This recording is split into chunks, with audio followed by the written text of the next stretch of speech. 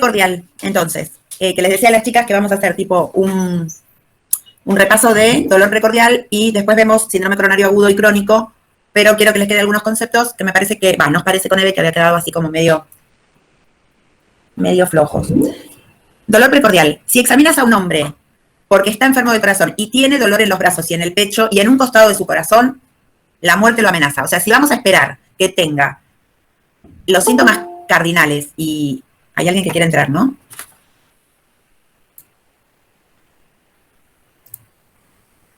No. Ahí. Va a tener la muerte ahí al ladito. Lo tenemos que pensar. Siempre sospechemos y pensemos y descartemos en un dolor del tórax lo más importante o lo más grave. Después, una vez que nos relajamos y que sabemos que no es coronario, que no es cardíaco, que no es aneurismático, bueno, entonces ahí nos dedicamos a buscar el resto de las causas. Pero siempre evaluar, preguntar y tener el criterio de o dejarlo en observación, o bueno, si lo consideramos necesario, intervenir en el diagnóstico más avanzado o en el tratamiento. Pero siempre pensémoslo y descartémoslo y no esperemos tener todo como la famosa triada, no, si no tengo el dolor, el electro y las enzimas, no es. Vayamos con precaución. Tampoco todos los dolores torácicos los vamos a internar. Entonces, para eso hay protocolos y para poder ordenarnos. Algunas preguntas que trataremos de responder. ¿Es un dolor proveniente de la pared? ¿Es de causa cardiovascular? ¿Es de causa respiratoria? ¿Es de causa mediastinal? ¿Es de causa digestiva? ¿Es de causa psicógena? Vean que esta la dejamos al final de todo, ¿sí? Nunca cataloguemos a un paciente que tiene un cuadro de ansiedad o de, como decían antes, de histeria, sin estar seguros, ¿sí? No tenemos ninguno la capacidad de decir, sin evaluar al paciente, sin interrogar al paciente, de decir, es una histérica o es una H, como decían, o algunos todavía quedan en la guardia con esos conceptos. Causas de dolor torácico. Cardíacas, tenemos coronaria, la angina de esfuerzo y la angina de reposo. No coronarias, pericarditis, miocardiopatías, valvulopatías, prolapso de la válvula mitral. No cardíacas, esofágica, gastroduodenal. Esofágicas pueden ser espasmo de esofágico, que es de lo gastrointestinal la que más reproduce el dolor coronario. Un espasmo esofágico tiene todas las características de un dolor coronario. Y un reflujo, una enfermedad, un ERGE, que ¿qué va a hacer? Ese ácido va a dar un espasmo en el esófago. Entonces es como que estas dos a veces van de la mano. Gastroduodenal, gastritis, duodenitis, úlcera péptica, hernia hiatal, enfermedad biliopancreática, pulmonares, tromboembolia y neumotórax. A nivel pleurítico, la pleuritis, como ya lo vieron ustedes, las vasculares, la aneurisma disecante de aorta, causas de dolor a nivel de la pared, músculos pectorales, condritis, neuropatías. Una de las causas acá como neuropatía bastante común es el inicio de la enfermedad del herpes zóster. Cuando ya está instalado el herpes zóster es fácil el diagnóstico, porque ya tiene las lesiones en piel, las vesículas, todo el recorrido del dermatoma correspondiente, pero el tema es cuando todavía no aparecieron las lesiones. Queda un dolor intenso a nivel de la pared y neuropático. Y si no, alguna lesión, una discopatía o algo a nivel de columna que también me da un dolor neuropático que puede venir a nivel rodeando la costilla hacia adelante. A nivel de partes blandas, patología de la glándula mamaria, psicógenas, y acá, en la pared y en partes blandas, lo que tenemos que preguntar, que a veces el paciente no lo refiere, porque no todos tienen el mismo grado de alarma, como ya habíamos hablado, es si no tuvo un antecedente traumático. El paciente que viene que pensamos que puede tener una patología psicógena, tiene un dolor que no nos cierra bien característico y va a estar en general hiperventilando. A su vez, la hiperventilación le va a traer espasmos, van a estar con las manos contracturadas, va a tener temblor palpebral, el paciente va a estar como muy ansioso, va a respirar rápido y los párpados en general tienen ese temblor palpebral que es bastante característico. Uno le habla y a veces no responde, hiperventilan y no responden, ¿sí? Bien característico de una crisis importante de ansiedad. En el gráfico, que ya lo habían visto, tenemos las causas de todas las causas que fuimos hablando recién, más detalladas. Y lo que a nosotros nos va a importar en esta diapo, que es bastante piola, nos pareció, es aumento de la probabilidad del dolor anginoso. Estas características son las que a mí me orientan a que el dolor sea de origen coronario. Y estas, anginoso coronario es lo mismo. Y estas son las que a mí me dicen que raramente sea de origen anginoso. Por ejemplo, la localización para que yo sospeche que es anginoso, retroesternal, central, en todo el tórax, que irradia cuello, mandíbula y miembros superiores, eso a mí me hace pensar que es coronario. Que sea epigástrico, que vaya al dorso, eso la verdad que no me dice ni sí ni no. Pero, por ejemplo, que sea infraumbilical, que sea en la parte del maxilar superior, que sea en el costado, en la parte lateral de cualquiera de los dos lados del tórax. O que tenga la distribución de un dermatoma que recorra, como decíamos antes, cuando es de la pared o del herpes zóster o de una patología de columna. Eso a mí me va a desestimar, pero no por completo, pero como que no tendría todas las características que yo quiero para poder encuadrarlo. Que sea opresivo, que tenga una pesadez en el pecho, como que lo asfixia, y que tenga un ardor, esto me lo puede orientar a que sea anginoso. Que sea empuntada, como que algo te está quemando y punzando, que sea desgarrante, que tenga un inicio súbito con una intensidad máxima que no se modifica en el tiempo. La extensión, que la zona dolorosa sea del tamaño de la palma de la mano, vieron que es como la mano en el pecho que pone el paciente coronario, eso me orienta. Si el paciente lo marca con un dedo, como que la punta del dedo te marca exquisitamente el dolor, esto me desorienta que sea coronario. Una duración de 2 a 20 minutos, que sea segundos, fugaz, instantáneo, o que tenga días o muchas horas de evolución. Tanto sea muy fugaz o como que sea de varios días de evolución, me hace como no ponerle todas las fichas a que sea coronario.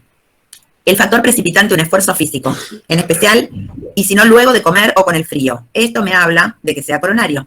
Si el dolor aumenta con la inspiración, con la tos, con los movimientos del segmento corporal afectado, con la palpación, yo toco a nivel del lugar donde refiere y le duele, y ese te refiere que es el dolor, eso me desestima también. Que aumente con la deglución, que aumente con la ingesta, que aumente en el ayuno, todo eso me habla como que no estaría pensando yo que sería coronario. ¿Qué lo alivia el dolor para que yo piense que es coronario? El reposo o los nitritos. Si es un paciente que ya se sabe coronario y tiene indicado el nitrito sublingual y me refiere que este dolor empezó hace unos días y que se pone el nitrito y sé del dolor, bueno, yo ya tengo un camino allanado.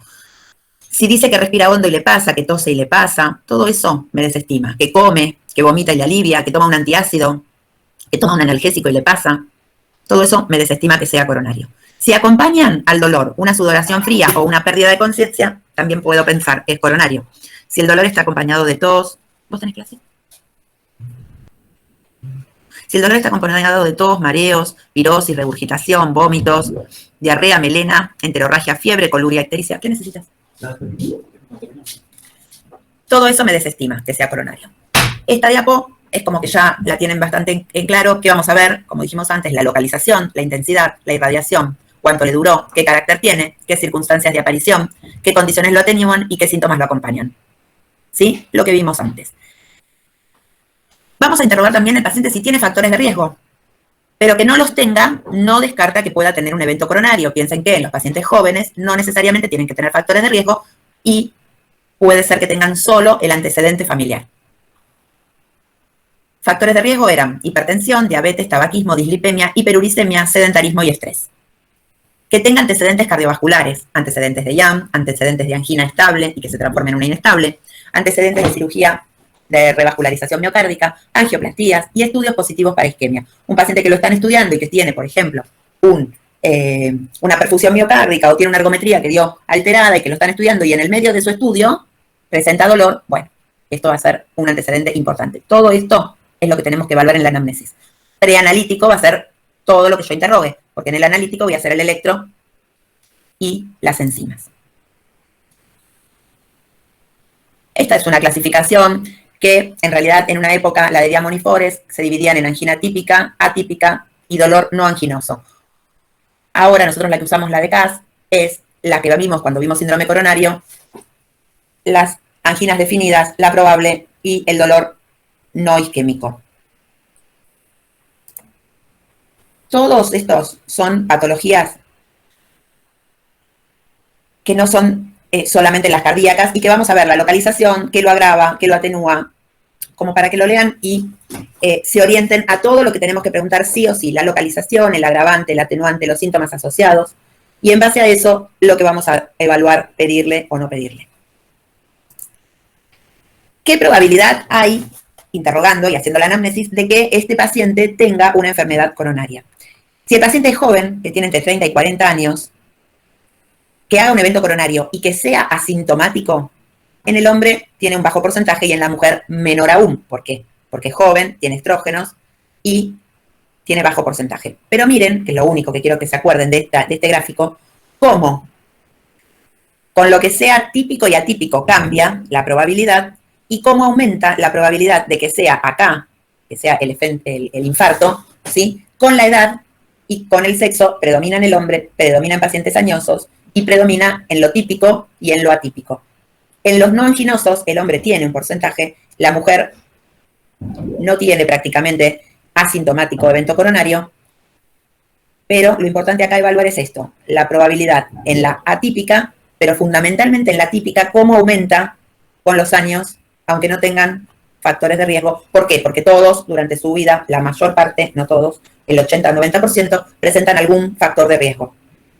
O la hipertensión, o la obesidad, o la dislipidemia, o la diabetes, ni que hablar si fuman. Y la mujer aumenta con los años su frecuencia, ¿por qué?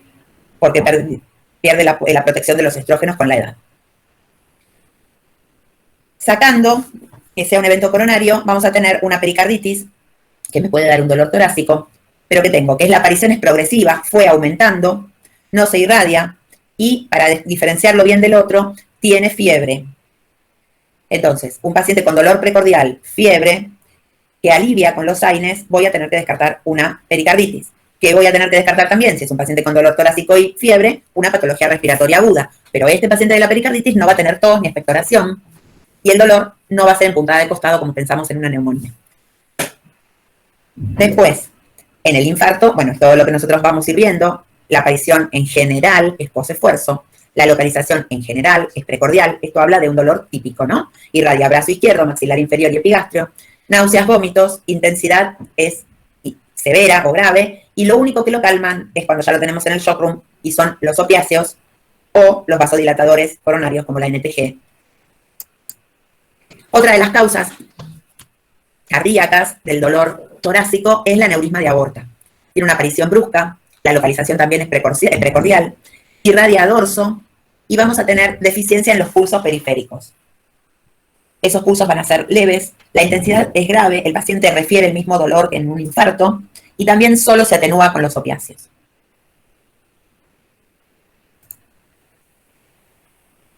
El dolor de la insuficiencia coronaria me va a dar la angina de pecho o el IAM, el dolor de origen pericárdico me va a dar la pericarditis y el dolor de origen aórtico me va a dar la aneurisma. Serían los tres grandes dolores cardiovasculares a diferenciar en el tórax. El coronario, el IAM y la aneurisma son como más, tienen más alta incidencia de mortalidad y hay que actuar más precozmente. La pericarditis es como un poco más insidioso por el dolor, se va instaurando y era progresivo, habíamos visto. Igual después vamos a ver pericarditis como una entidad propiamente dicha, pero nos da un margen de que el paciente viene ya con un dolor que se va instalando de a poco. Los otros son de instalación brusca. Y en la pericarditis no necesariamente tiene que tener los factores de riesgo que tienen la enfermedad coronaria. Cuando hay origen respiratorio, tenemos afecciones traqueobronquiales, afecciones pleurales, derrame pleural o neumotórax, y pulmonares, la neumonía o el infarto de pulmón. Estas tres serían las de origen respiratorio. Dolores de la jaula torácica o de la pared del tórax, tenemos los que afectan la piel y el tejido celular subcutáneo, los que tienen afecciones musculares, los que tienen neuroradiculopatías como el Zoster, los que tienen osteocondrales, el de Benson-Chalat y el de Tietze. El de Tietze es el más común, que es cuando uno toca en los espacios intercostales al costado del esternón, paraesternal, y produce dolor solamente a la palpación. Acuérdense que eso decíamos que era como que desestimaba el dolor coronario, que aumentara con la palpación. Y el de Benson y Zavala estos son los que tienen alteraciones neuromusculares, con atrofias musculares, ya pacientes con patología crónica. Pero una contractura, ¿sí? Un estrés, una tensión por algún trabajo que hayan estado haciendo, es bastante común. Y uno palpa y duele.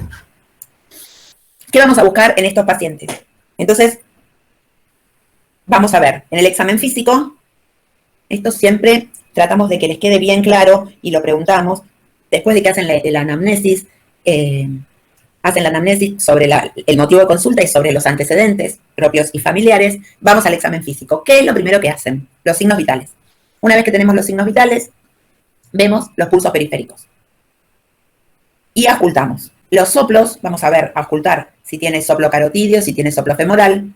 Y en la presencia de aneurismas, también vamos a encontrar soplos en distintos focos, como el abdominal, el popliteo y los aórticos. Vamos a evaluar si el paciente tiene R3, R4, si tiene soplos cardíacos, si tiene signos de bajo volumen minuto. que es la oliguria, el sopor o la tendencia hacia el letargo al sueño, frialdad de miembros inferiores, con livideces. Acuérdense de las livideces, que no se lo van a olvidar más. El paciente tiene todo ese reticulado, eso es signo de bajo volumen minuto.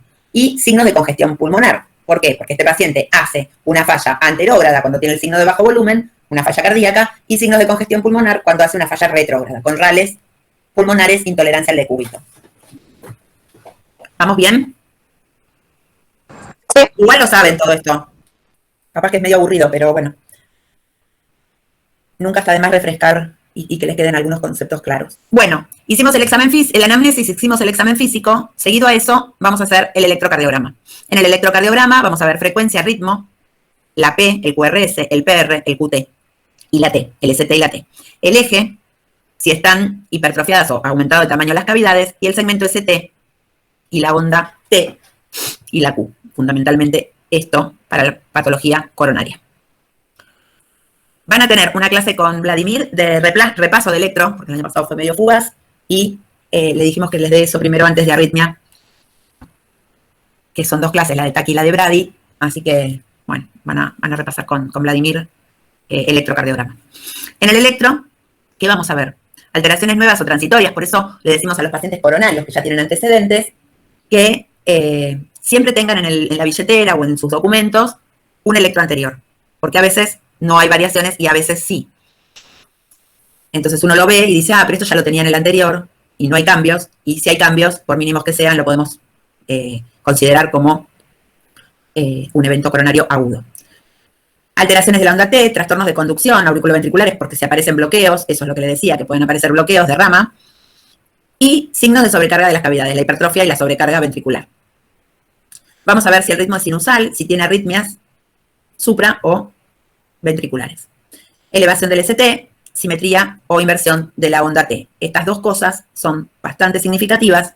El ST, acuérdense que era importante el superior, supra o infra, y la onda T invertida y simétrica. Hay un montón de patologías, que ya cuando vean electro lo van a ver, que pueden confundirnos con un IAM.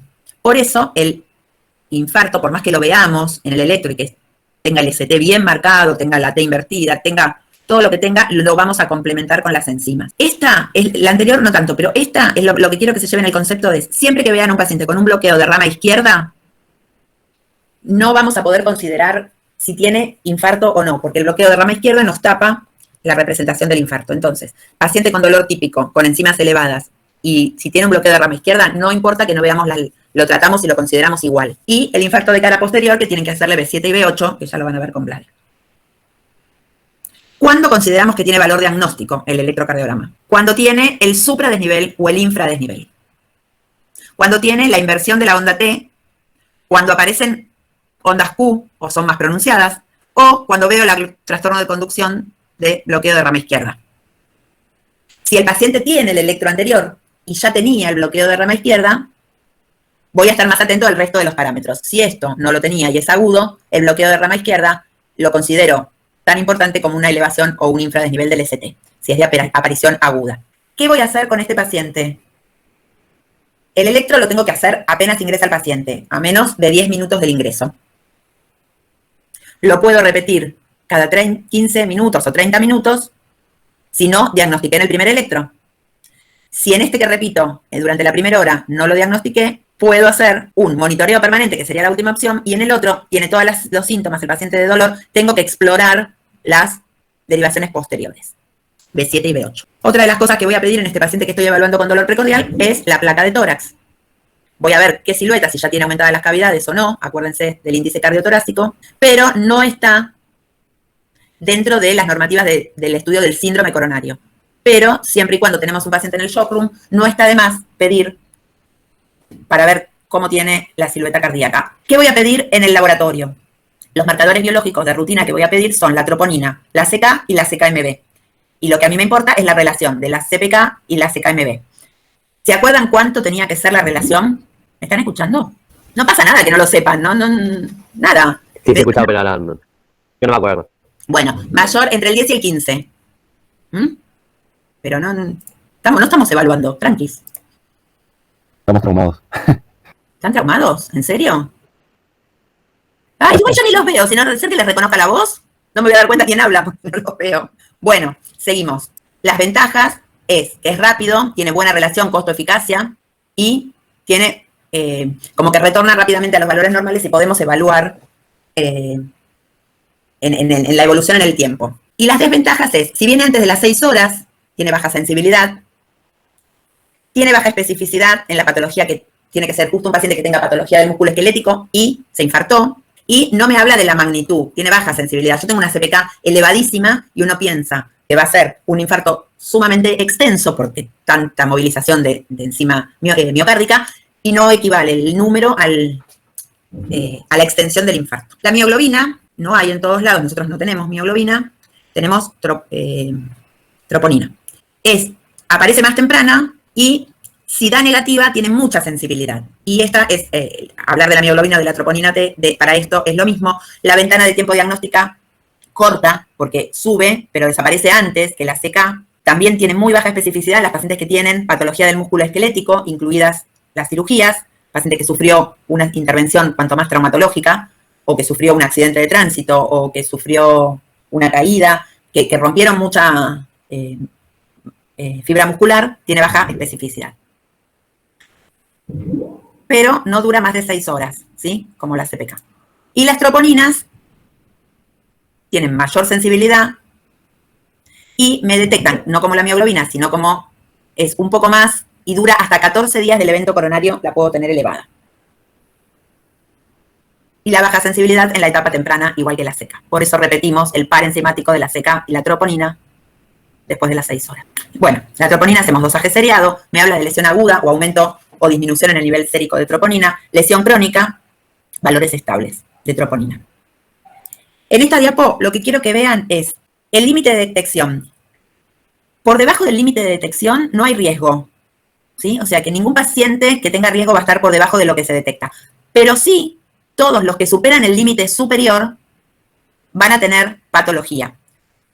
Porque el que hace ejercicio y la población sana y aparece positivo una troponina, pero debajo del límite inferior, no quiere decir que tenga riesgo. Pero todo el que lo tiene por encima del límite superior van a tener patología, infarto, miocarditis, sepsis, embolia pulmonar, insuficiencia cardíaca, insuficiencia renal. Todos los que tienen las troponinas elevadas por encima del valor superior tienen patología, ¿sí? Esto no, porque la recomendación, lo más importante, todo centro, bueno, lo único es este renglón, todo centro donde se evalúa un paciente con dolor precordial debe tener marcadores de necrosis. No podemos tener una guardia sin marcadores de necrosis para evaluar un paciente con dolor torácico. No nos sirve tener solamente el electro.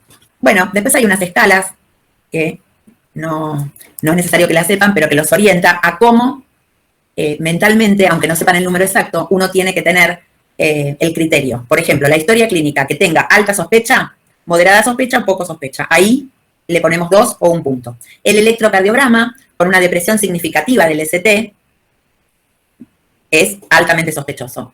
Y una alteración inespecífica de la repolarización me da dudas, un electro normal no me suma puntos. Una edad mayor a 65 me suma 2 puntos, entre 45 y 65 un punto, y en menores de 45 no tengo riesgo. Factores de riesgo, 3 factores de riesgo de enfermedad arteriosclerótica, 2. 1 o 2 factores de riesgo, 1 punto, ningún factor de riesgo, 0 punto.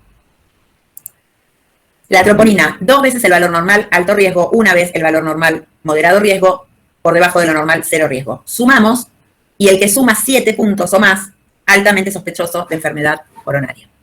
No lo tienen que saber con puntaje, sí, para que vean cuántas cosas intervienen en la sospecha del síndrome coronario. ¿Qué hago con el paciente con síndrome coronario? Lo evalúo con la anamnesis y paso como primer escalón el electro.